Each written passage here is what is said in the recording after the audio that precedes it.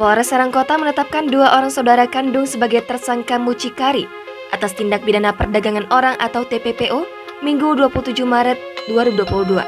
Polisi menetapkan AR, suami dari yang bertugas untuk mencari pelanggan Open BO di aplikasi Michat. Uang itu digunakan untuk menghidupi kebutuhan ekonomi rumah tangga.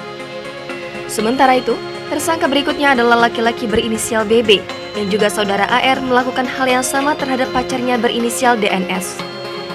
Tempat kejadian perkara di salah satu tempat kos di Kecamatan Serang, Kota Serang. Tersangka berinisial BB asal Jakarta Barat ditetapkan oleh polisi sebagai mucikari TPPU. Keseharian BB bekerja sebagai ojek online. Polisi mengamankan 13 orang di lokasi, 8 orang perempuan dan 5 laki-laki. 2 diantaranya ditetapkan sebagai tersangka mucikari, sedangkan 11 lainnya dikenakan wajib lapor. Hutapea mengatakan pasangan kekasih itu secara sadar melakukan perbuatan mencari pelanggan melalui WhatsApp. 1 kali melayani hubungan seksual tarifnya Rp500.000.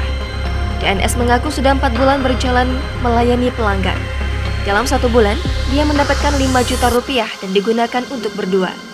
Ia mengaku dipaksa oleh pacarnya melakukan transaksi.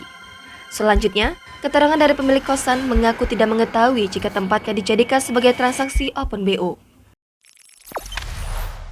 Jangan lupa subscribe, share, komen, dan like ya!